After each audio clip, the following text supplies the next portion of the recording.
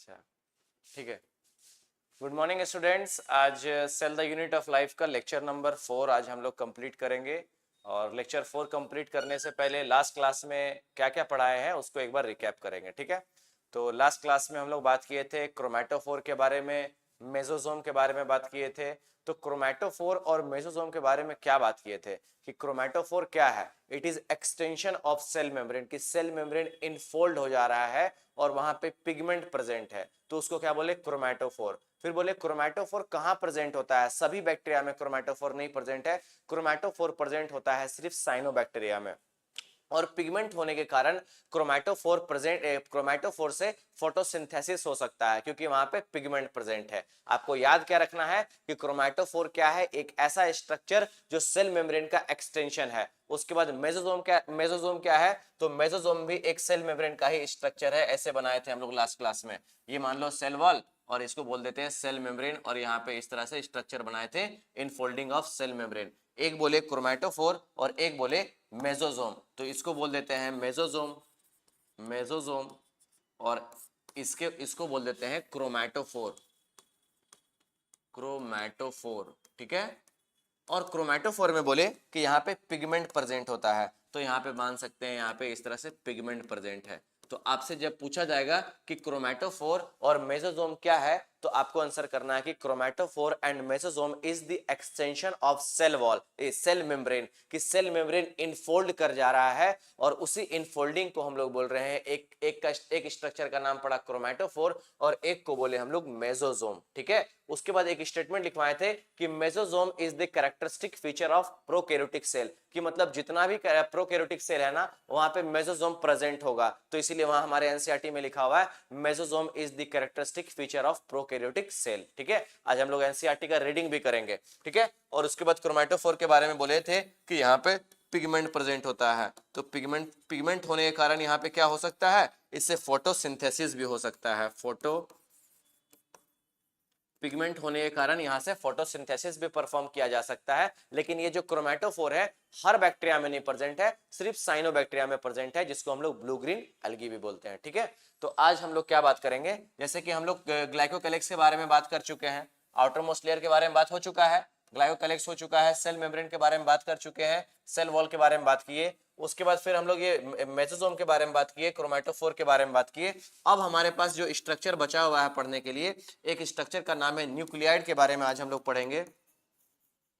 आज हम लोग न्यूक्लियाइड के बारे में पढ़ेंगे। आज हम लोग प्लास्मिड डीएनए के बारे में पढ़ेंगे कि प्लास्मिड डीएनए क्या होता है, न्यूक्लियाइड क्या होता है, ये सब पढ़ेंगे। और आज हम लोग एक मॉडल पढ़ेंगे जिसको बोलते हैं फ्लूइड मोज़ेक मॉडल। ये दिया गया था सिग्नर एंड निकोलसन के द्वारा। उस मॉडल में हम लोग समझेंगे कि सेल वॉल का जो स्ट्रक्चर हम लोग देखते हैं ना, लिपिड बाइलेयर, वो कब दिया गया, किसके द्वारा दिया गया था, यही हम लोग आज देखना है, ठीक है। तो आज का टॉपिक हमारा यही रहेगा कि न्यूक्लियाइड के बारे में पढ़ेंगे, प्लास्मिड के बारे में पढ़ेंगे, इंक्लूजन बॉडी के बारे में पढ़ेंगे। जो फर्स्ट डे जो डायग्राम बनाए थे वहां पे ये सब स्ट्रक्चर था ना, इंक्लूजन बॉडी, प्लास्मिड, न्यूक्लियाइड, यही सब स्ट्रक्चर आज हम लोग फिनिश करेंगे। फिर जाके हमारा प्रोकैरियोटिक सेल खत्म होगा और नेक्स्ट पार्ट स्टार्ट करेंगे यूकैरियोटिक सेल, और वहां पे अलग अलग ऑर्गेनेल्स के बारे में पढ़ेंगे। जितना भी यूकैरियोटिक सेल के अंदर में क्या बताएं कि यूकैरियोटिक सेल में ऑर्गेनेल्स प्रेजेंट होता है और प्रोकैरियोटिक सेल में ऑर्गेनेल्स एब्सेंट होता है। सिर्फ एक ऑर्गेनेल वहां पे प्रेजेंट है जिसका नाम क्या था, राइबोसोम। तो आज राइबोसोम के बारे में भी पढ़ेंगे कि प्रोकैरियोट्स में राइबोसोम कैसा होता है, यूकैरियोट्स में राइबोसोम कैसा होता है, ठीक है। तो चलो अब यहां से स्टार्ट करते हैं। पहला नंबर टॉपिक हमारा यहाँ पे है न्यूक्लियाइड के बारे में पढ़ लेते हैं, ठीक है, कि न्यूक्लियाइड क्या होता है। जैसे मानो एक सेल है, जैसे कि मान लेते हैं यहाँ पे एक सेल हम बना दे रहे हैं, एक सेल बनाए और सेल के अंदर में यहाँ पे इस तरह से एक स्ट्रक्चर प्रेजेंट है जिसको हम लोग बोल रहे हैं जेनेटिक मटेरियल या फिर डीएनए, समझ में आता है, या फिर इसके अंदर का जेनेटिक इंफॉर्मेशन यहाँ पे होता है। तो यहाँ पे इसका इस स्ट्रक्चर को हम लोग बोले न्यूक्लियाइड, क्या बोले, न्यूक्लियाइड बोले। न्यूक्लियाइड क्या है कि न्यूक्लियाइड मान लो एक ऐसा स्ट्रक्चर जो प्रोकैरियोटिक के जेनेटिक मटेरियल को हम लोग न्यूक्लियाइड बोलते हैं। प्रोकैरियोट्स में जो जेनेटिक इंफॉर्मेशन है उस जेनेटिक इंफॉर्मेशन को हम लोग न्यूक्लियाइड बोल रहे हैं। ये साइटोप्लाज्म में रखा हुआ है, यहाँ पे कोई भी कवरिंग नहीं प्रेजेंट है। तो हम लोग तो शुरू से बात कर रहे हैं कि प्रोकैरियोटिक सेल क्या होता है, एक ऐसा सेल जहां पे न्यूक्लियस जो है या जेनेटिक मटेरियल जो है वो विदाउट कवरिंग प्रेजेंट है। तो जो प्रोकैरियोट्स का जो जेनेटिक मटेरियल होता है ना, उसको हम लोग क्या बोलते हैं, उसको हम लोग न्यूक्लियाइड बोलते हैं। प्रोकैरियोट्स के जेनेटिक मटेरियल को क्या बोलते हैं, न्यूक्लियाइड बोलते हैं। और इसका नेचर कैसा है, तो इसके बारे में कुछ पॉइंट हम लोग लिख लेते हैं। सबसे फर्स्ट पॉइंट अगर हम लोग बात करेंगे तो इसके बारे में लिख सकते हैं, it is naked, it is naked.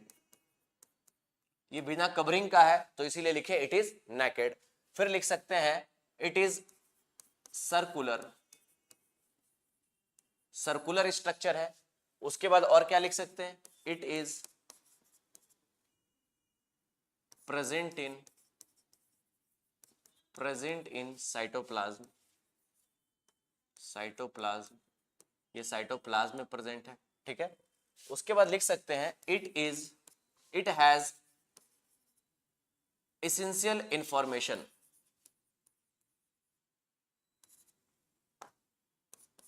It has essential information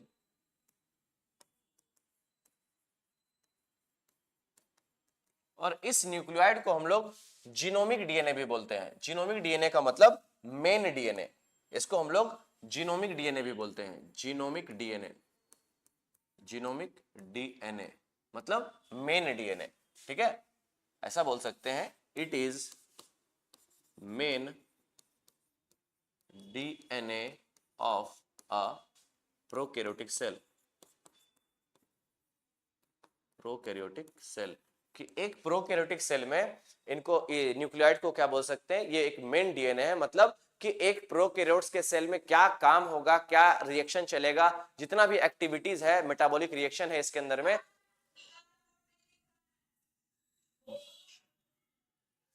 board नहीं दिख रहा है, अच्छा रुको एक मिनट, एक मिनट रुको।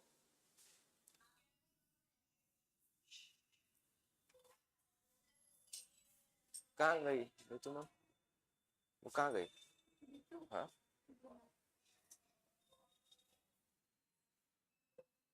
अच्छा ठीक है, अभी ठीक हो जा रहा है, परेशान नहीं होइए, अभी ठीक हो जा रहा है, ठीक है। तो जब तक बोर्ड ठीक हो रहा है थोड़ा सा हम लोग आपसे बात करते हैं कि एक बार रिवाइज करते हैं, तब तक अभी आ रहे हैं दीदी, वो ठीक करेंगे आकर के, ठीक है। तो देखो हम लोग बात कर रहे हैं मेसोसोम के बारे में, लास्ट क्लास में पढ़ लिए, याद है मेसोसोम के बारे में? फंक्शन बताएंगे कोई, मेसोसोम का फंक्शन बताइएगा। क्या बोले, कैमरा ऑफ है,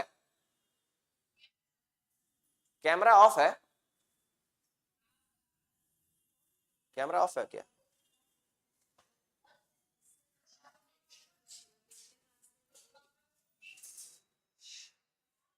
एक बार देख लीजिए।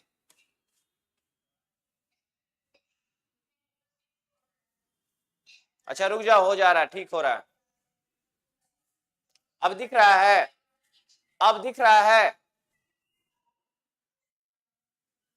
दिख रहा है अब।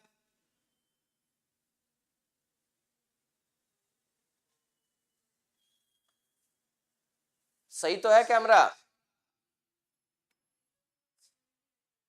ठीक है। इधर देखिए, वो हो जाएगा थोड़ा देर, अगर कुछ नेटवर्क इशू होगा ना उसके बाद वो ठीक हो जाएगा, ठीक है, परेशान नहीं होइए। अभी हम लोग यहां से देख रहे हैं, बाद में आप वहां से देख लेना यूट्यूब से, जहां जहां पे छूटेगा ना जो पार्ट, वो आप यूट्यूब से देख लेना, ठीक है। चलो क्लियर है, यहाँ पे अभी दिख रहा है ना, दिख रहा है, चलो ठीक है। तो हम लोग बात कर रहे थे न्यूक्लियाइड डीएनए के बारे में, बात कर न्यूक्लियाइड के बारे में बात कर रहे थे कि न्यूक्लियाइड क्या है, कि प्रोकैरियोट्स में जो जेनेटिक मटेरियल है उस जेनेटिक मटेरियल को हम लोग बोलते हैं न्यूक्लियाइड। क्या बोलते हैं, प्रोकैरियोट्स में जो जेनेटिक मटेरियल है उस जेनेटिक मटेरियल को क्या बोलते हैं हम लोग, न्यूक्लियाइड बोलते हैं। और न्यूक्लियाइड के बारे में क्या बात कर सकते हैं, न्यूक्लियाइड के बारे में बोल सकते हैं कि ये कैसा होता है, ये नेकेड होता है। न्यूक्लियाइड कैसा होता है, इट इज नेकेड। ये कैसा है, ये सर्कुलर है। और लिख सकते हैं इट इज डबल स्ट्रैंडेड। उसके बाद बोल सकते हैं it is present in the cytoplasm, cytoplasm में प्रेजेंट है। फिर बोल सकते हैं इट हैज एसेंशियल इंफॉर्मेशन, मतलब कि एक प्रोकैरियोटिक सेल में जो सारा इंफॉर्मेशन है वो किसके पास प्रेजेंट है, उस प्रोकैरियोटिक सेल का सारा इंफॉर्मेशन इस न्यूक्लियाइड डीएनए के पास प्रेजेंट है, और इसीलिए इसको बोलते हैं मेन डीएनए या फिर जीनोमिक डीएनए। उसके बाद बोल सकते हैं कि इन प्रोकैरियोट्स या फिर ऐसा बोल सकते हैं prokaryotic DNA, prokaryotic DNA is packed with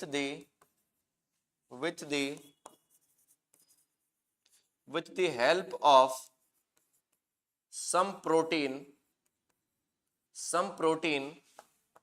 in a region known as nuclide.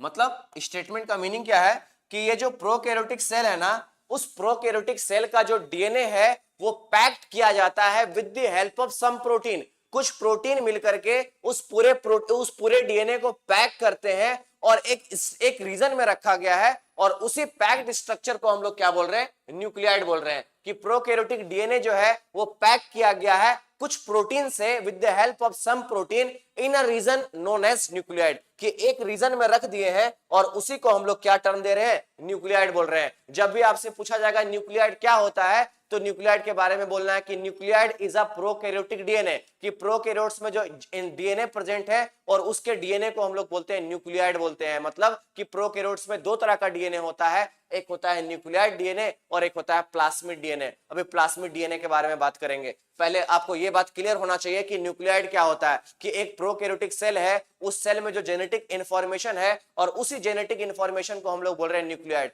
क्या लिखे कि ये कैसा होता है, ये नेकेड होता है, मतलब बिना कवरिंग का प्रेजेंट है, बाहर में कोई भी तरह का कवरिंग नहीं है। जैसे यूकैरियोट्स में न्यूक्लियस के बाहर एक कवरिंग है ना, न्यूक्लियर मेम्ब्रेन बोलते हैं, तो यहाँ पे ऐसा कोई कवरिंग प्रेजेंट नहीं है। फिर बोले कैसा है, ये सर्कुलर है, सर्कुलर जैसा दिखता है, गोल दिखता है। फिर बोले it is present in cytoplasm, कहां पे प्रेजेंट है, वो डायरेक्टली साइटोप्लाज्म में रखा हुआ है। फिर बोले इट हैज एसेंशियल इंफॉर्मेशन, मतलब कि एक सेल का जितना भी इंफॉर्मेशन प्रेजेंट है वो कहां पे रखा हुआ है, वो कहां पे प्रेजेंट है, वो इस न्यूक्लियर डीएनए के पास प्रेजेंट है, उस सेल का इंफॉर्मेशन। फिर बात किए कि it is main DNA, it is main DNA of a prokaryotic cell, कि एक प्रोकैरियोटिक सेल का मेन डीएनए किसको बोलते हैं, मेन डीएनए हम लोग न्यूक्लियाइड को बोलते हैं। फिर यहां पे लिखे कि prokaryotic DNA is packed with help of some protein in a region known as nucleoid, कि न्यूक्लियाइड किसको बोले, कि न्यूक्लियाइड क्या है, कि प्रोकैरियोट्स का जो डीएनए है उसके डीएनए को हम लोग पैक कर रहे हैं कुछ प्रोटीन से। वो हम लोग का 12th क्लास में बात करेंगे कौन सा प्रोटीन होता है, histone protein and non histone protein होता है, लेकिन अभी नहीं जानना, क्लास 12th में जानना है। क्या लिखे, packed with the help of some protein in a region known as nucleoid, और उसी स्ट्रक्चर को हम लोग क्या बोल रहे हैं, न्यूक्लियाइड बात कर रहे हैं। लेकिन हम लोग बात किए थे कि प्रोकैरियोट्स के डीएनए में एक और डीएनए प्रेजेंट होता है, उसका नाम है प्लाज्मिड डीएनए। अभी प्लाज्मिड डीएनए के बारे में भी समझेंगे, ठीक है। ये आप लोग लिख लीजिए एक बार पूरा, ये बोर्ड को पूरा लिखिए, उसके बाद हम लोग नेक्स्ट टॉपिक शुरू करेंगे, प्लाज्मिड डीएनए के बारे में पढ़ेंगे। इसको लिखिए पहले, चलो ये लिख लिए आप लोग, चलो ठीक है। अब आगे बात करते हैं। तो ये न्यूक्लियाइड पहला पार्ट खत्म हुआ। अब नेक्स्ट हमारे पास बात कर रहे हैं प्लाज्मिड डीएनए के बारे में, कि प्लाज्मिड डीएनए क्या होता है। प्लाज्मिड डीएनए के बारे में बोल सकते हैं, जैसे देखो ये एक सेल है और इस सेल का इसको बोल सकते हैं सेल वॉल, ये सेल वॉल है, और इसमें अंदर वाले लेयर को बोल सकते हैं सेल मेम्ब्रेन, ठीक है। अब देखो यहां पे ये न्यूक्लियाइड भी प्रेजेंट है, यहां पे साइटोप्लाज्म है, और इस साइटोप्लाज्म में एक डीएनए प्रेजेंट है जिसको बोल रहे हैं न्यूक्लियाइड। अभी जस्ट हम लोग इसके बारे में ही बात किए हैं कि न्यूक्लियाइड क्या होता है। Nucleoid is the main DNA of prokaryotic cell, कि प्रोकैरियोटिक सेल में दो तरह का डीएनए है, जिसमें से न्यूक्लियाइड वाला जो डीएनए है वो मेन डीएनए है। न्यूक्लियाइड क्या है, एक ऐसा स्ट्रक्चर डीएनए का जिसको प्रोटीन से पैक किया गया है, और उसी को हम लोग बोल रहे हैं न्यूक्लियाइड। जब भी आपसे पूछा जाए न्यूक्लियाइड क्या है, it is a prokaryotic DNA, prokaryotes के डीएनए को हम लोग न्यूक्लियाइड टर्म दे सकते हैं।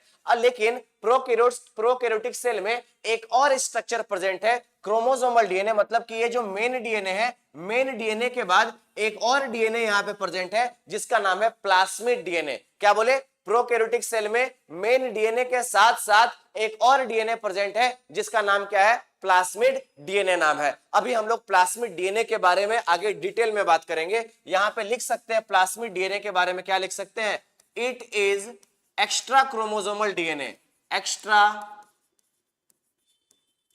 Chromosomal DNA, extra chromosomal DNA का मतलब क्या है? स्टेटमेंट लिखे it is extra chromosomal DNA. इसका मतलब क्या है? एक्स्ट्रा क्रोमोसोमल डीएनए का मतलब कि प्रोकैरियोटिक सेल में मेन डीएनए के साथ साथ एक और एक्स्ट्रा क्रोमोसोमल डीएनए प्रेजेंट है, कि मेन डीएनए को छोड़ दे तो बाहर में एक और डीएनए प्रेजेंट है, उसी के जस्ट आसपास एक और डीएनए प्रेजेंट होता है, और इसीलिए इसमें लिखे एक्स्ट्रा क्रोमोसोमल डीएनए, कि यहाँ पे एक एक्स्ट्रा डीएनए प्रेजेंट है। लेकिन ये जो प्लास्मिड डीएनए है वो हर एक प्रोकैरियोट्स में नहीं पाया जाता है, हर जगह नहीं पाया जाता है। It is not present in all prokaryotic cell. तो दूसरा हमारा स्टेटमेंट होगा it is not present in all prokaryotic cell. लिख दीजिएगा it is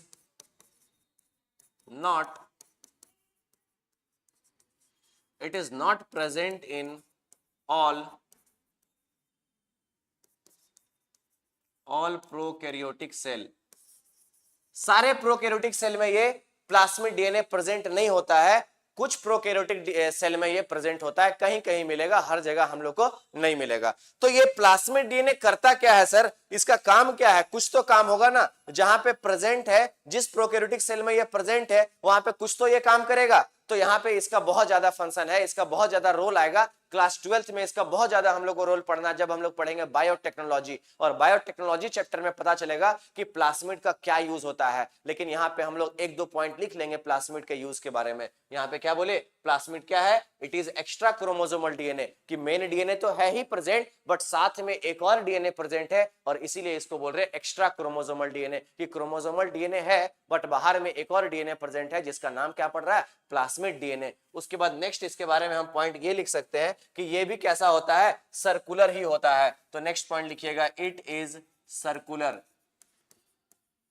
it is circular, ये नेक्स्ट पॉइंट लिखे, सर्कुलर होता है, and double stranded.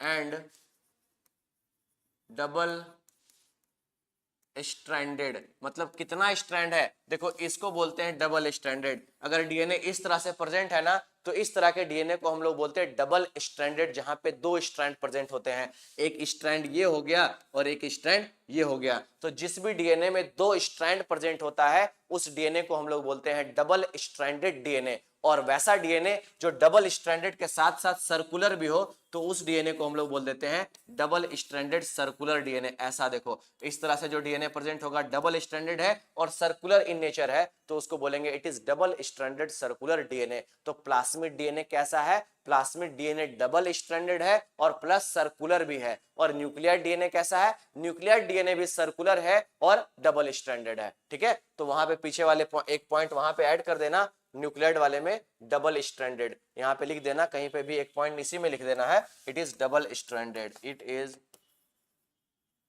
Double stranded. ठीक है, और डबल स्ट्रैंडेड को शॉर्ट में हम लोग लिखते हैं डीएस डीएनए। क्या लिखते हैं? डीएस डीएनए, मतलब डबल स्ट्रैंडेड डीएनए। ठीक है, तो याद रखना कि डीएस डीएनए क्या होता है? SS DNA. एसएस डीएनए मतलब single stranded DNA. SS DNA कहीं लिखा होगा ना, इसका मतलब है सिंगल स्ट्रैंडेड डीएनए। ठीक है, आगे बात करते हैं। नेक्स्ट हम लोग क्या बात किए? यहाँ पे प्लास्मिड के बारे में बात चल रहा है। अब एक बार क्या करेंगे ना, यहाँ पे लिख लिए it is circular and double stranded DNA होता है। उसके बाद नेक्स्ट क्या लिख सकते हैं प्लास्मिड के बारे में? प्लास्मिड के ही बारे में और कुछ हम पॉइंट लिख सकते हैं कि इट प्रोवाइड, करता क्या है? इट प्रोवाइड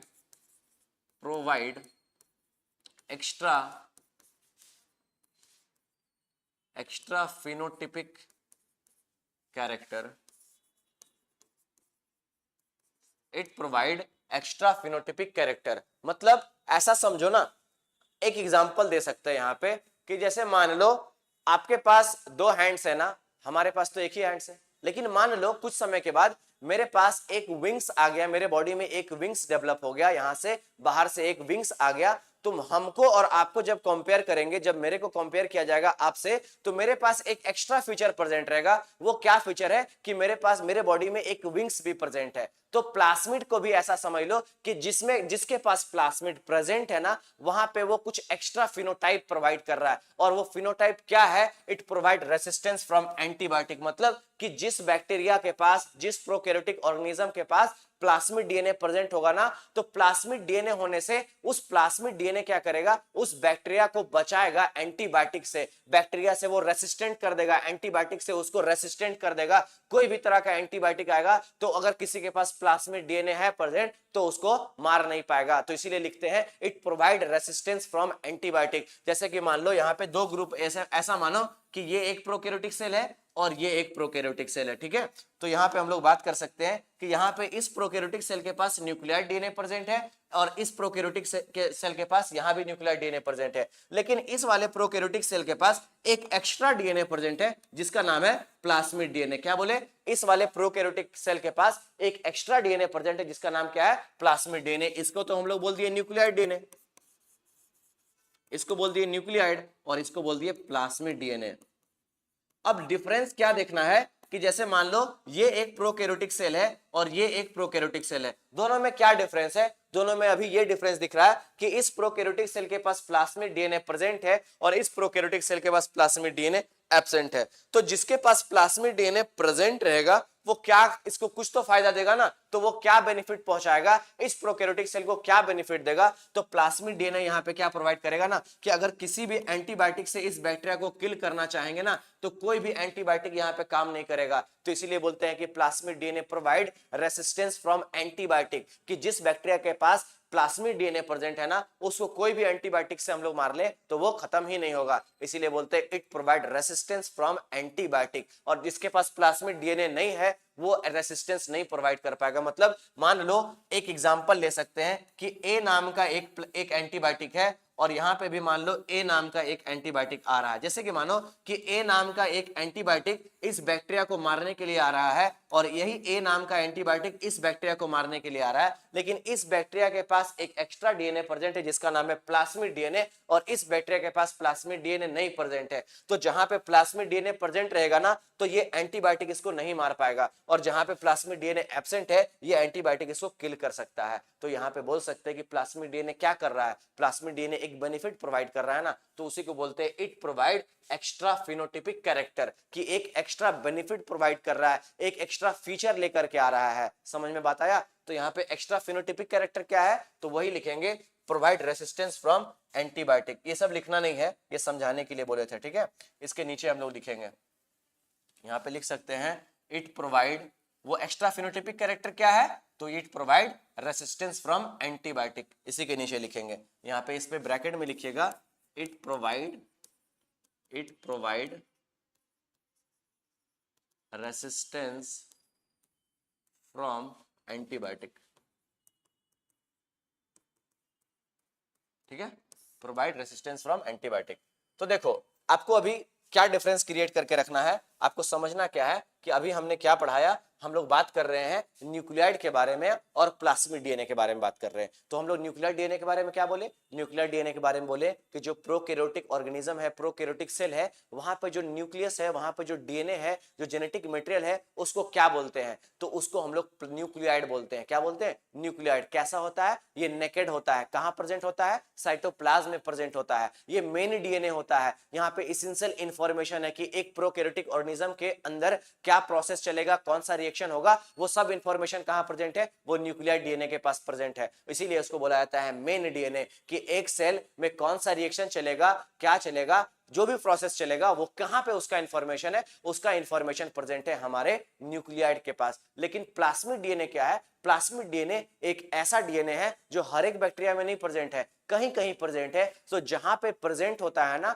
वो क्या करता है, उसको कुछ एक्स्ट्रा फीचर प्रोवाइड कर देता है। जैसे कि जिसके पास प्लास्मिड डीएनए प्रेजेंट है तो उसको कोई भी एंटीबायोटिक आ रहा है मारने के लिए तो उसको कुछ भी नहीं कर पाएगा, लेकिन जहां पे प्लास्मिड डीएनए एब्सेंट है वहां पे कोई भी एंटीबायोटिक डाले तो वो बैक्टीरिया मर जाएगा। समझ में बात आया? तो यहाँ पे अब हम लोग थोड़ा सा आगे टॉपिक को आगे बढ़ाते हैं। यहाँ पे न्यूक्लियाइड के बारे में बात हो गया, फिर नेक्स्ट बात कर लिए प्लास्मिड के बारे में। प्लास्मिड के बारे में क्या बोले? एक्स्ट्रा क्रोमोसोमल, कि क्रोमोसोमल डीएनए तो है ही, मेन डीएनए तो है ही, बट साथ में एक और डीएनए प्रेजेंट है जिसका नाम क्या है? प्लास्मिड डीएनए, ठीक है। फिर बोले it is not present in all bacteria, सब बैक्टीरिया में ये प्रेजेंट नहीं होता है, कहीं कहीं प्रेजेंट है। फिर बोले नेक्स्ट क्या बात किए, नेक्स्ट पेज में हम लोग यहाँ पे लिख रहे हैं कि इट इज सर्कुलर। कैसा होता है? सर्कुलर होता है और डबल स्ट्रैंडेड होता है। डबल स्ट्रैंडेड के बारे में क्या बताएं? जहां पे दो स्ट्रैंड, एक स्ट्रैंड ये और एक स्ट्रैंड ये, तो इस तरह के डीएनए को हम लोग बोलते हैं डबल स्ट्रैंडेड डीएनए बोलते हैं, ठीक है।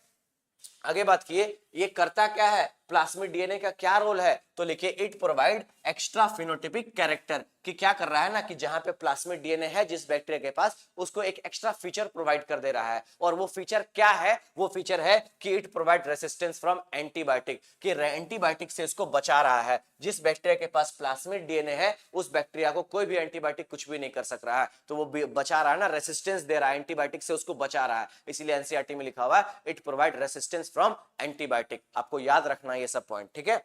अब आगे बात करें, कुछ क्वेश्चन है वो भी हम लोग करेंगे, ठीक है। चलो अब डिफरेंस लिख लेते हैं एक एक करके, प्लाज्मिड डीएनए के बारे में और न्यूक्लियर डीएनए के बारे में। इसके बारे में क्या लिख सकते हैं, ये सर्कुलर होता है और ये भी कैसा है, सर्कुलर है, ठीक है। ये प्लाज्मिड ऊपर लिखा हुआ है और ये न्यूक्लियाइड लिखा हुआ है, ठीक है। ये सर्कुलर है, ये कैसा है, double stranded, double stranded, double stranded. ये कैसा है, ये भी डबल स्ट्रैंडेड है, डबल स्ट्रैंडेड, ठीक है। फिर यहाँ पे क्या लिख सकते हैं, प्लाज्मिड के बारे में लिख रहे हैं ना, तो लिखेंगे it is extra chromosomal, it is extra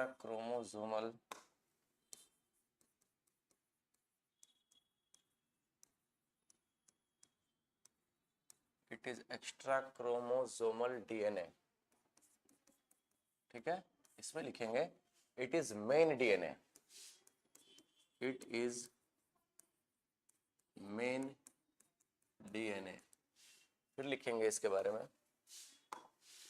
plasmid के बारे में लिखेंगे it is self replicating DNA. अभी इसके बारे में बता रहे हैं कि क्या होता है ये सेल्फ रेप्लिकेटिंग। फिर लिखेंगे इट्स डीएनए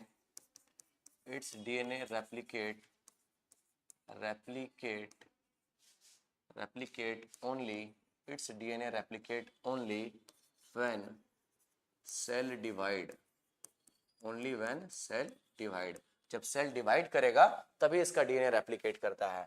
उसके बाद नेक्स्ट क्या बात कर सकते हैं, इसके बारे में प्लाज्मिड के बारे में बोल सकते हैं कि it is additional DNA, it is कि एक्स्ट्रा है, एडिशनल डीएनए, ठीक है। चलो उसके बाद राइबोसोम टॉपिक है हमारे पास, इसको लिखिए आप लोग, ये पूरा नोट डाउन कीजिए। यहाँ पे फर्स्ट पॉइंट लिखे कैसा है, सर्कुलर है। न्यूक्लियाइड भी कैसा है, सर्कुलर है।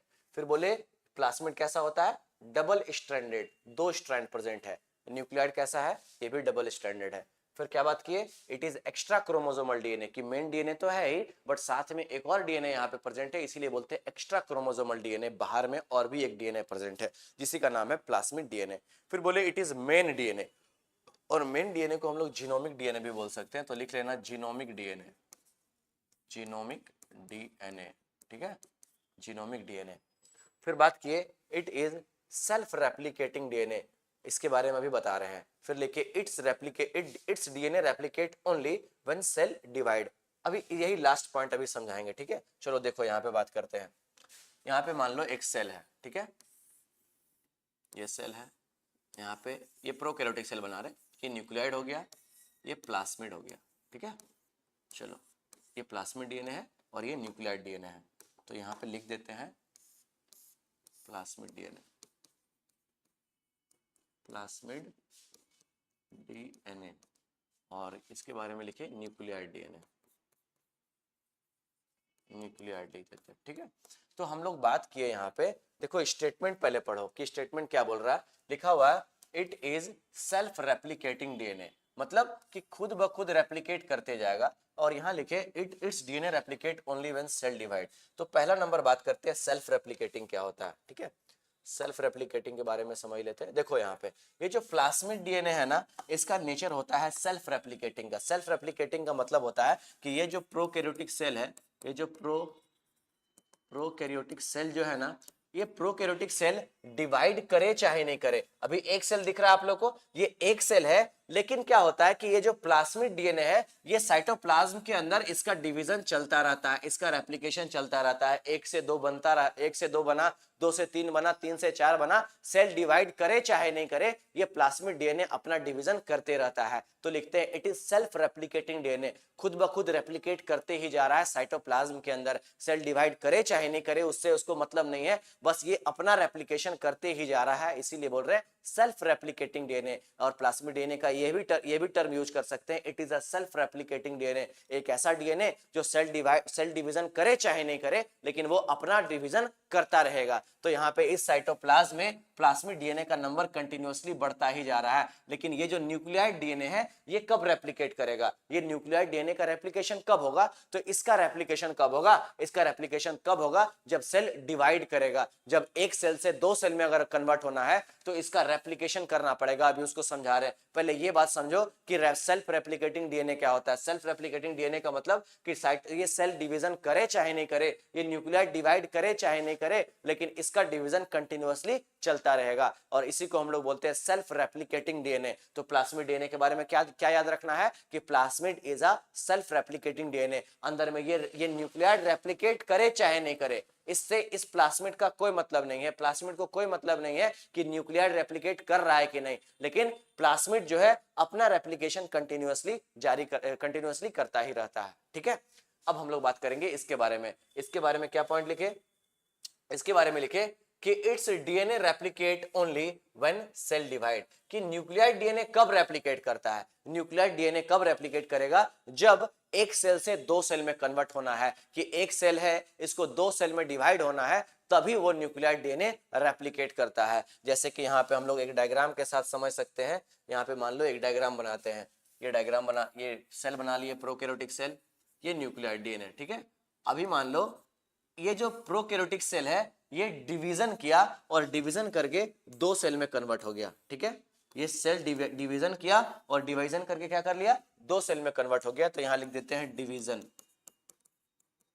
ठीक है, ये एक सेल 2 सेल में कन्वर्ट हुआ, लेकिन अब हमको बताना कि ये जो सेल है जब तक इसके पास जेनेटिक मटेरियल प्रेजेंट नहीं होगा तब तक क्या ये फंक्शन कुछ भी कर पाएगा, जेनेटिक इंफॉर्मेशन रहेगा ही नहीं। जैसे कि क्या बोले थे जेनेटिक इंफॉर्मेशन के बारे में कि जेनेटिक इंफॉर्मेशन क्या है, डीएनए में क्या होता है, डीएनए में जेनेटिक इंफॉर्मेशन प्रेजेंट होता है कि एक सेल क्या काम करेगा, कौन सा रिएक्शन चलेगा, उसमें उसमें मेटाबॉलिज्म कैसा होगा, वो सारा इंफॉर्मेशन कहां प्रेजेंट होता है, डीएनए में प्रेजेंट होता है। समझ बात आया। लेकिन देखो कि ये जो सेल है प्रोकैरियोटिक सेल, ये 2 सेल में डिवीजन कर लिया और अगर मान लो यहाँ पे जीन नहीं प्रेजेंट है, यहाँ डीएनए नहीं बना, यहाँ भी डीएनए नहीं आया है, तो क्या ये सेल फंक्शन कर पाएगा, नहीं कर पाएगा। तो यहाँ पे क्या करना पड़ेगा, इस जेनेटिक मटेरियल को हमको रेप्लिकेट करना पड़ेगा, इसका कॉपी बनाना पड़ेगा, एक कॉपी यहाँ पे आएगा और एक कॉपी यहाँ पे आएगा। तो क्या करना पड़ेगा, ये न्यूक्लियाइड को रेप्लिकेट करना पड़ेगा कि नहीं, ये न्यूक्लियाइड एक है, इसका जितना इंफॉर्मेशन है वो सेम टू सेम कॉपी करना पड़ेगा, यहाँ पे एक और बनाना पड़ेगा इस तरह से, तब जाके एक इधर आ जाएगा और एक इधर आ जाएगा, तब जाकर के यहाँ पे फंक्शन हो पाएगा इस दोनों सेल के बीच में। तो क्या स्टेटमेंट लिखे कि nucleoid DNA replicate only when cell divide, कि जब सेल डिवाइड होता है तभी न्यूक्लियर डीएनए रेप्लिकेट करता है, वैसे वो रेप्लिकेट करता नहीं है। लेकिन प्लाज्मिड डीएनए कब रेप्लिकेट करता है, न्यूक्लियर डीएनए रेप्लिकेट करे चाहे नहीं करे, लेकिन प्लाज्मिड डीएनए अपना रेप्लिकेशन करता रहता है। तो यहाँ पे क्या बोले कि न्यूक्लियर डीएनए कब रेप्लिकेट करेगा, जब सेल डिवाइड होता है, जब 2 सेल में कन्वर्ट होता है। तो यहाँ पे जेनेटिक मटेरियल का जरूरत है, हमें डीएनए का यहाँ पे जरूरत है। क्यों जरूरत है, ये सेल क्या काम करेगा, वो इंफॉर्मेशन कहाँ प्रेजेंट है, वो इंफॉर्मेशन प्रेजेंट है डीएनए में प्रेजेंट है, जेनेटिक मटेरियल में प्रेजेंट है, जीन में प्रेजेंट है। और उसके बाद यहाँ पे एक कॉपी इधर आ गया, तो हम लोग क्या बोले कि न्यूक्लियर डीएनए कब रेप्लिकेट करता है, न्यूक्लियर डीएनए रेप्लिकेट करता है जब सेल डिवाइड करता है, जब सेल डिवीजन करता है ना, एक सेल से 2 सेल में कन्वर्ट होता है, तभी न्यूक्लियर डीएनए को रेप्लिकेट करना पड़ता है, वैसे न्यूक्लियर डीएनए रेप्लिकेट नहीं करता है। समझ में बात आ गया। अब हम लोग बात करेंगे आगे, नेक्स्ट टॉपिक है हमारे पास राइबोसोम। यहां तक बात क्लियर हो गया, हम लोग एक एक करके सारा टॉपिक करते जा रहे हैं। न्यूक्लियाइड पढ़ लिए, प्लाज्मिड पढ़ लिए, अब नेक्स्ट टॉपिक है हमारे पास राइबोसोम। ठीक है, चलो नेक्स्ट हेडिंग लगा दो राइबोसोम। कुछ क्वेश्चन कीजिएगा क्या पहले, चलो अभी क्वेश्चन भी करवाएंगे।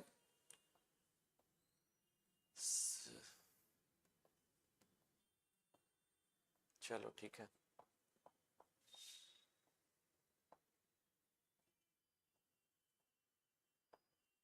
इंक्लूजन बॉडी राइबोसोम किधर गया, रुको एक मिनट।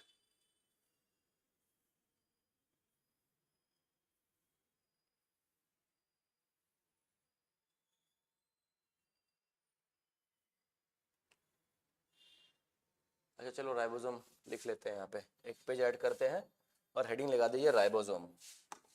हेडिंग लगाइए राइबोसोम, ठीक है। राइबोसोम क्या होता है, जैसे मानो एक सेल है, ठीक है। इस सेल में जनरली जो प्रोकैरियोटिक सेल होता है ना, अभी हम लोग प्रोकैरियोट्स के बारे में अगर बात करें तो जो प्रोकैरियोटिक सेल होता है ना, उसका राइबोसोम जो है ना, वो राइबोसोम एक सेल ऑर्गेनेल है, ठीक है। राइबोसोम एक सेल ऑर्गेनेल है, मतलब साइटोप्लाज्म में एक स्ट्रक्चर प्रेजेंट है जिसका नाम है राइबोसोम। जनरली जो प्रोकैरियोटिक सेल होता है उसका राइबोसोम जो है वो सेल मेम्ब्रेन से एसोसिएटेड होता है, मतलब सेल मेम्ब्रेन से अटैच्ड होता है। किसका राइबोसोम, प्रोकैरियोटिक सेल का राइबोसोम किससे अटैच होता है, सेल मेम्ब्रेन से अटैच होता है। तो इसीलिए यहाँ पे इससे अटैच कर रहे हैं। यहाँ पे देखो ये राइबोसोम है, इस तरह से अटैच होता है राइबोसोम मेम्ब्रेन से। तो यहाँ पे फर्स्ट पॉइंट अगर बात करें प्रोकैरियोटिक राइबोसोम के बारे में बात करेंगे तो लिखिएगा फर्स्ट पॉइंट राइबोसोम के बारे में लिखिएगा, it is membraneless cell,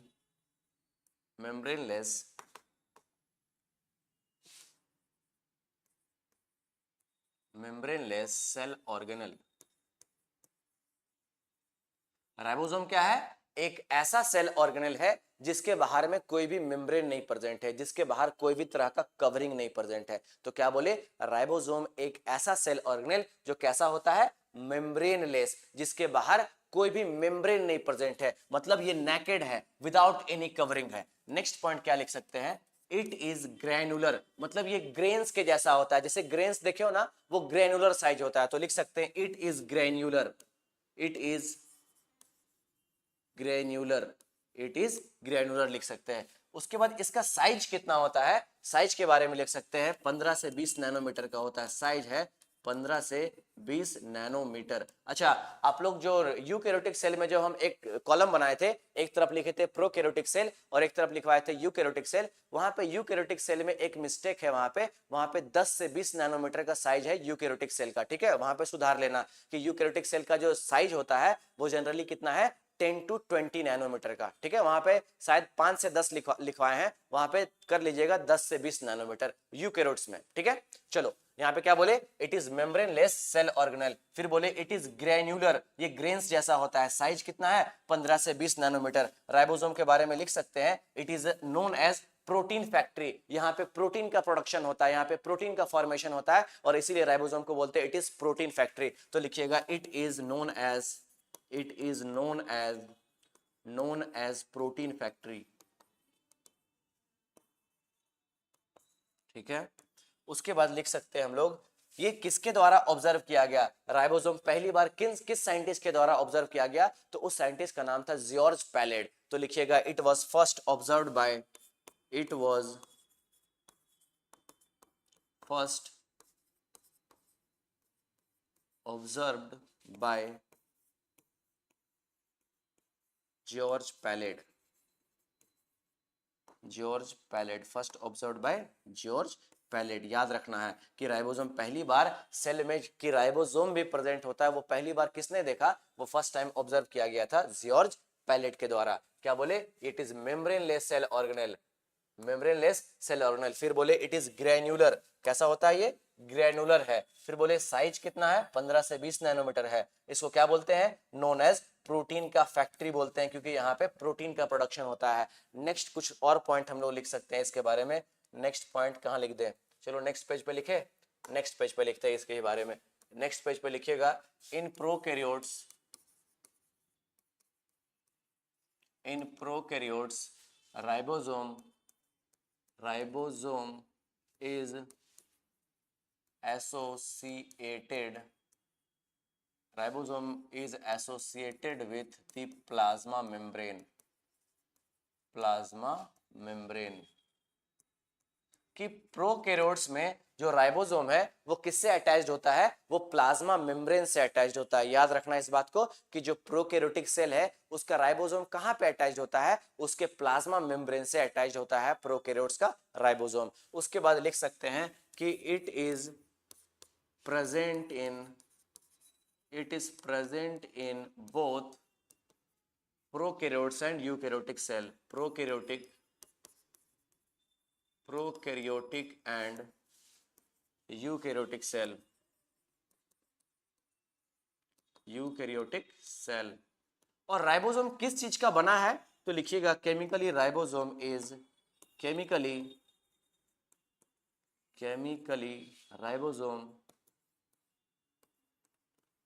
ribosome किस चीज का बना है तो राइबोसोम बना है प्रोटीन का और आरआरएनए का। तो यहां पे लिखिएगा protein plus rRNA.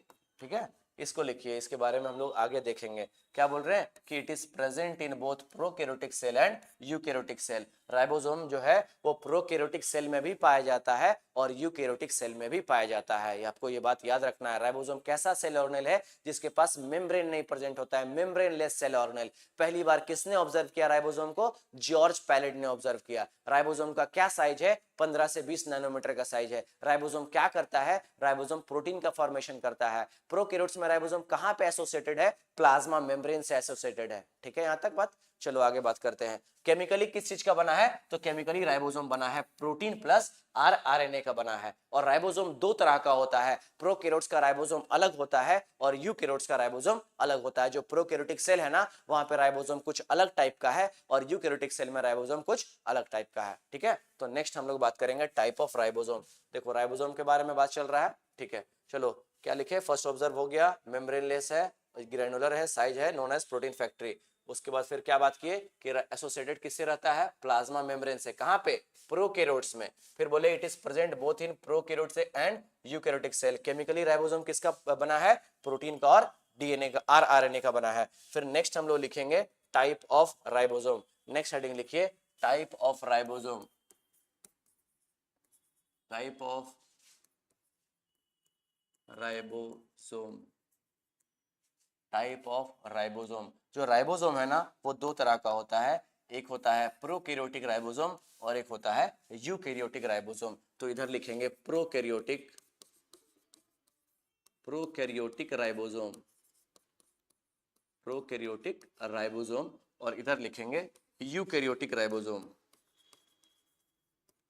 Eukaryotic ribosome. ठीक है, कि प्रोकैरियोटिक राइबोसोम अलग होता है और यूकैरियोट्स का राइबोसोम अलग होता है। तो यहाँ पे हम लोग लिख सकते हैं कि राइबोसोम जो है ना प्रोकैरियोट्स का कैसा होता है। जैसे मान लो इस तरह से सब यूनिट प्रेजेंट होता है। ठीक है,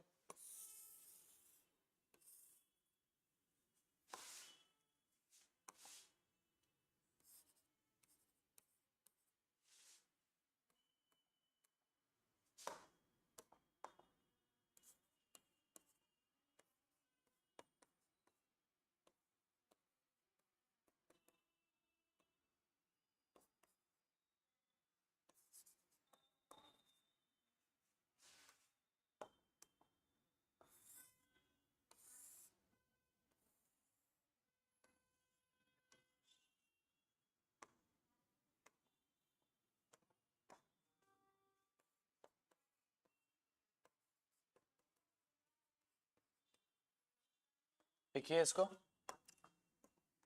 राइबोसोम में यहाँ प्रोटीन प्रेजेंट है और आरएनए प्रेजेंट है। ठीक है, प्रोटीन होता है और आरआरएनए होता है। ठीक है, तो अभी जैसे अगर बात करें राइबोसोम के बारे में और डिटेल में आ सकते हैं बात, हो सकता है और भी डिटेलिंग हो सकता है, लेकिन हमारे बुक में ऐसा कोई राइबोसोम का सब यूनिट के बारे में बात नहीं करना है कि राइबोसोम के ऊपर वाले में कितना सब यूनिट है, नीचे वाले में क्या सब यूनिट है, वो सब हम लोग को नहीं पढ़ना है। जैसे कि अगर प्रोकैरियोट के राइबोसोम के बारे में बात करें तो यहाँ पे ऊपर में 16 srRNA होता है, यहाँ पे 5 srRNA होता है और 23 srRNA होता है। ये सब हम लोग को नहीं पढ़ना है। हमारे एग्जाम में जितना आएगा हम लोग उतना ही पढ़ेंगे। अननेसेसरी पढ़ने से कोई फायदा नहीं है। एनसीईआरटी के अकॉर्डिंग काम करना। ठीक है, तो एनसीईआरटी में बस ये दिया हुआ है हमारे पास कि राइबोसोम का दो सब यूनिट होता है। प्रोकैरियोट्स के राइबोसोम का दो सब यूनिट है। एक सब यूनिट स्मॉलर सब यूनिट है और एक सब यूनिट लार्जर सब यूनिट है। देखो ये ऊपर वाला छोटा है और नीचे वाला बड़ा है। तो ये जो ऊपर वाला है इसका क्या है यूनिट? इसको बोलते हैं 30s राइबोसोम और नीचे वाले को बोलते हैं 50s राइबोसोम। जब ये दोनों कंबाइन हो जाता है तो कंबाइन होकर के फॉर्मेशन करता है 70s राइबोसोम का। आपको याद रखना है कि 30s और 50s मिला करके तो 80 होता है, लेकिन हम लोग यहाँ पे कितना लिखेंगे, हम लोग यहाँ पे लिखेंगे 70s राइबोसोम। तो प्रोकैरियोट्स का जो राइबोसोम है वो कैसा है, 70s टाइप का है। बहुत इंपॉर्टेंट क्वेश्चन है, बहुत बार क्वेश्चन पूछा जाएगा कि प्रोकैरियोट्स का राइबोसोम का सब यूनिट बताओ, कि स्मॉलर सब यूनिट कितना है, लार्जर सब यूनिट कितना है। तो यहाँ पे हम लिख दे रहे हैं स्मॉल सब यूनिट, यहाँ पे लिख दे रहे हैं इसके बारे में स्मॉल सब यूनिट, इसको बोलते हैं स्मॉल सब यूनिट, स्मॉल सब यूनिट, ठीक है। और इसको बोलते हैं लार्ज सब यूनिट, लार्ज सब यूनिट। आप लोग भी इसको लिख लो कि ऊपर वाले को बोले स्मॉल सब यूनिट और नीचे वाले को बोले लार्ज सब यूनिट, ये दोनों कंबाइन करके फॉर्मेशन करेगा 70s राइबोसोम का। अभी यहाँ पे बताएंगे कि S क्या होता है, उसके बारे में भी बात करेंगे। बोले कि ये ऊपर वाला स्मॉल सब यूनिट, नीचे वाला लार्ज सब यूनिट, दोनों कंबाइन किया और कंबाइन करके फॉर्मेशन किया 70s राइबोसोम का। क्लास 12 में पढ़ना है कि ये जो कॉम्बिनेशन है वो कैसे होता है। ये कॉम्बिनेशन, ये राइबोसोम अलग से बन करके आएगा न्यूक्लियस से साइटोप्लाज्म में, अलग अलग सब यूनिट, और साइटोप्लाज्म में जाके कंबाइन करता है, तो अब हम लोग उसको बोलते हैं 70s राइबोसोम। अब बात करेंगे यूकैरियोटिक राइबोसोम। जो यूकैरियोटिक राइबोसोम है उसको हम लोग बोलते हैं 80s राइबोसोम। तो यहाँ पे भी कुछ ऐसा ही बात होगा, यहाँ पे एक स्मॉल सब यूनिट बना देते हैं और एक लार्ज सब यूनिट बना देते हैं, ठीक है। और फिर से ये दोनों कंबाइन करेगा और कंबाइन करके फॉर्मेशन करेगा 80s राइबोसोम का। Combine to form 80s ribosome, combine to form 80s ribosome. ये स्मॉल सब यूनिट और ये लार्ज सब यूनिट दोनों कंबाइन कर गया और फॉर्मेशन किया 80s राइबोसोम का, ठीक है। 80s राइबोसोम बोल दिए, लेकिन इसका सब यूनिट का हमको लिखना पड़ेगा कि ये जो ऊपर वाला सब यूनिट है इसको बोलते हैं 40s राइबोसोम और नीचे वाले को बोलते हैं 60s राइबोसोम, ठीक है। तो ये 40s और 60s मिला करके 100 होता है, लेकिन हमको क्या लिखना होता है, हमें लिखना होता है 80s। अब इसके बारे में हायर क्लासेस में पढ़ना है कि यहाँ पे 80s क्यों लिख रहे हैं और यहाँ पे 70s क्यों लिख रहे हैं। जब ऐड कर रहे हैं 30 और 50 तो हो रहा है 80, लेकिन लिख रहे हैं 70s। जब ऐड कर रहे हैं 60 और 40 होता है 100, लेकिन हम लोग लिख रहे हैं 80s। अब ये 80s ही क्यों लिख रहे हैं वो हम लोग को हायर क्लासेस में पढ़ना है, ठीक है। हमारे एनसीईआरटी के सिलेबस में इतना ही है कि प्रोकैरियोटिक के राइबोसोम का सब यूनिट कितना है, एक है 30s और एक है 50s। दोनों जब कंबाइन करता है तो क्या बोलते हैं उसको, 70s राइबोसोम बोलते हैं। फिर नेक्स्ट बात किए कि यूकैरियोट का जो राइबोसोम है उसके दो सब यूनिट का अगर नाम पूछा जाए तो स्मॉलर सब यूनिट कितना है 40s और लार्जर सब यूनिट कितना है 60s। दोनों जब कंबाइन करता है तो फॉर्मेशन करता है 80s राइबोसोम का। क्लियर हुआ बात यहां तक? चलो आगे बात करेंगे। इसको लिखिए आप लोग, ये पूरा बोर्ड में जो भी बनाए हैं इसको लिखिए। ये प्रोटीन है तो राइबोसोम तो प्रोटीन से बना है ना, प्रोटीन एंड आरएनए से, और इसीलिए राइबोसोम को बोलते हैं राइबोन्यूक्लियोप्रोटीन। तो नेक्स्ट पॉइंट में लिख सकते हैं वो भी, ribosome is known as ribonucleoprotein. ये लिख लीजिए आप लोग। ये क्लियर हो रहा है, समझ में आ रहा है, ये सब क्लियर हो रहा है तो एक बार थम्स अप कीजिए। आवाज आ रहा है? चलो ठीक है, चलो बात करते आगे। क्या बोले, टाइप ऑफ राइबोसोम हो गया 70s राइबोसोम एंड 80s। तो आपको याद क्या रखना है कि राइबोसोम प्रोकैरियोट्स में क्या बोलते हैं उसको 70s राइबोसोम, यूकैरियोट्स में क्या बोलते हैं 80s राइबोसोम। यहाँ पे S क्या है, S यहाँ पे जिसको बोलते हैं सेडिमेंटेशन कोफिशिएंट या फिर सेवेडबर्ग यूनिट, इसके बारे में अभी लिखेंगे। नेक्स्ट पॉइंट हम लोग राइबोसोम के बारे में लिख सकते हैं कि ribosome is known as ribonucleoprotein. लिखिएगा, ribosome is also known as ribonucleoprotein। Ribosome is also known as ribonucleoprotein, क्योंकि राइबोसोम किसका बना है, राइबोसोम बना होता है प्रोटीन का और आरएनए का, इसीलिए इसको हम लोग बोल रहे हैं it is known as ribonucleoprotein. Clear बात हुआ? चलो आगे बात करते हैं। फिर नेक्स्ट हम लोग क्या बात कर सकते हैं, 70s हो गया, 60s हो गया, चलो ठीक है। तो राइबोसोम के बारे में बात हुआ अभी खत्म। अब नेक्स्ट हम लोग टॉपिक उठा लेते हैं राइबोसोम के बाद। अच्छा, एक टॉपिक और हो सकता है राइबोसोम में कि जब एक टॉपिक और हम लोग पढ़ेंगे यहाँ पे, जैसे कि मानो ये डीएनए है, ठीक है, ये डीएनए है, ठीक है, ध्यान से सुनना, ठीक है, ये डीएनए है। कैसा डीएनए है सर? डबल स्ट्रैंडेड डीएनए है। क्या है? डबल स्ट्रैंडेड डीएनए है। इस डीएनए में जितना भी इंफॉर्मेशन प्रेजेंट है ना, क्लास 12 में ये टॉपिक पढ़ना है जिसको बोलते हैं सेंट्रल डोग्मा। डीएनए में जितना भी इंफॉर्मेशन प्रेजेंट है ना, जैसे कि मानो यहाँ पे इंफॉर्मेशन प्रेजेंट है, इस रीजन में इंफॉर्मेशन प्रेजेंट है, यहाँ पे इंफॉर्मेशन प्रेजेंट है और यहाँ पे इंफॉर्मेशन प्रेजेंट है। तो डीएनए में जो इंफॉर्मेशन प्रेजेंट है वो कन्वर्ट होता है आरएनए में। डीएनए से क्या बनता है? आरएनए बनता है। और डीएनए से आरएनए बनने के प्रोसेस को हम लोग बोलते हैं ट्रांसक्रिप्शन। क्या बोलते हैं? ट्रांसक्रिप्शन बोलते हैं। डीएनए से आरएनए बनने के प्रोसेस को क्या बोलते हैं? ट्रांसक्रिप्शन। तो यहां पे ये बन गया आरएनए। और आरएनए से क्या बनता है? प्रोटीन बनता है। आरएनए से क्या फॉर्मेशन होता है? प्रोटीन। यहां पे हो क्या रहा है कि यहां जो जेनेटिक इंफॉर्मेशन प्रेजेंट है वो किस में कन्वर्ट होता है? वो आरएनए के फॉर्म में कन्वर्ट हो गया और इस इंफॉर्मेशन के अकॉर्डिंग यहां पे वो प्रोटीन बन गया। समझ में बात आया कि हमारे बॉडी में डीएनए इंटरेक्ट नहीं करता है, जीन इंटरेक्ट नहीं करता है, हमारे बॉडी में प्रोटीन इंटरेक्ट करता है। जैसे फॉर एग्जांपल आपका जो हेयर ब्लैक हो रहा है, वो हेयर ब्लैक क्यों हो रहा है? क्योंकि आपके बॉडी में ब्लैक हेयर से रिलेटेड आपके बॉडी में प्रोटीन बन रहा है और इसी के कारण आपका हेयर ब्लैक आ रहा है। वो फिनोटाइप जो बाहर में जो आप देख रहे हो ब्लैक हेयर, वो कैसे डेवलप कर रहा है? आपके बॉडी में प्रोटीन बन रहा है रिलेटेड टू ब्लैक हेयर और जिसके कारण आपके बॉडी में ब्लैक हेयर अपीयर हो रहा है। समझ में आया? तो यहाँ पे हम वो इंफॉर्मेशन कहां पे है कि मेरे बॉडी में ब्लैक हेयर प्रेजेंट होगा, वो इंफॉर्मेशन मेरे डीएनए में है, मेरे जेनेटिक मटेरियल में वो इंफॉर्मेशन प्रेजेंट है कि इस पर्सन का जो हेयर होगा वो ब्लैक हेयर होगा। तो उस इंफॉर्मेशन को किस में कन्वर्ट कर लिया गया? उस इंफॉर्मेशन को आरएनए के फॉर्म में कन्वर्ट कर लिया गया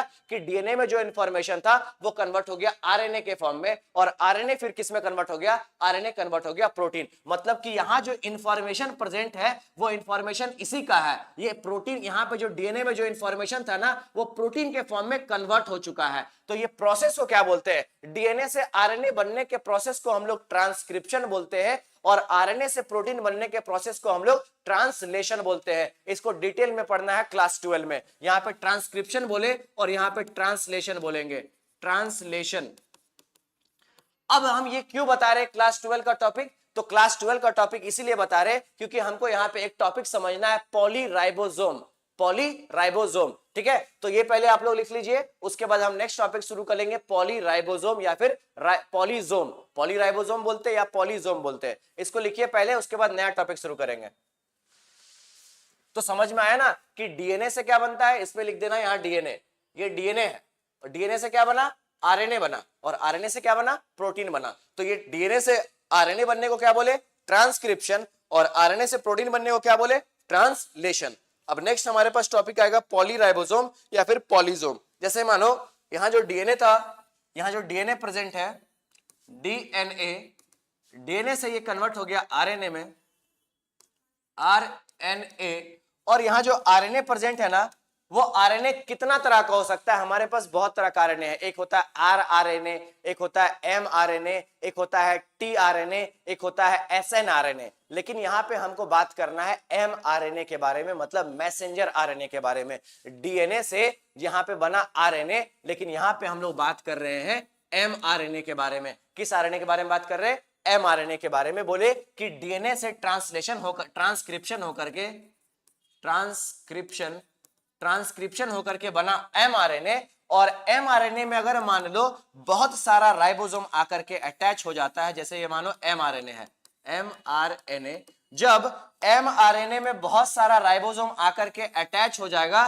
तो इस तरह के स्ट्रक्चर को हम लोग बोलेंगे पॉलीराइबोसोम या फिर पॉलीजोम। ये ऊपर वाला ये जो येलो कलर का बना रहे हैं, ये राइबोसोम बना रहे हैं। कि क्या बोले कि जब बहुत सारा राइबोसोम एक सिंगल एमआरएनए पे आके अटैच हो जाता है, इस स्ट्रक्चर को हम लोग बोलते हैं पॉलीराइबोसोम या फिर पॉलीजोम। तो यहां पे लिखेंगे इसको पॉलीराइबोसोम।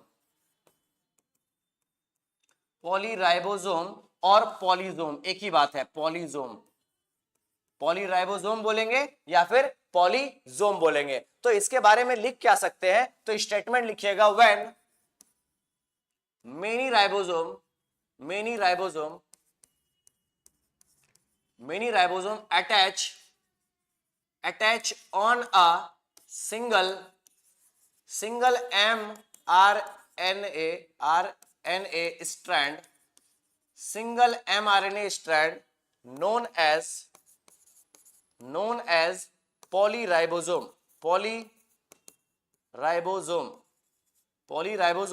और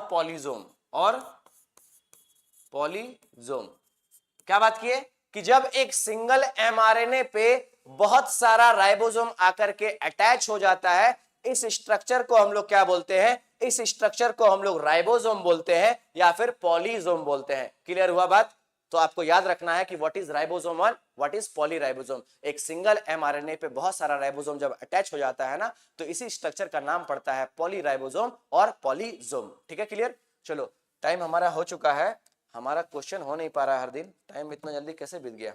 चलो ठीक है, अब नेक्स्ट क्लास में हम लोग करेंगे इसके बाद।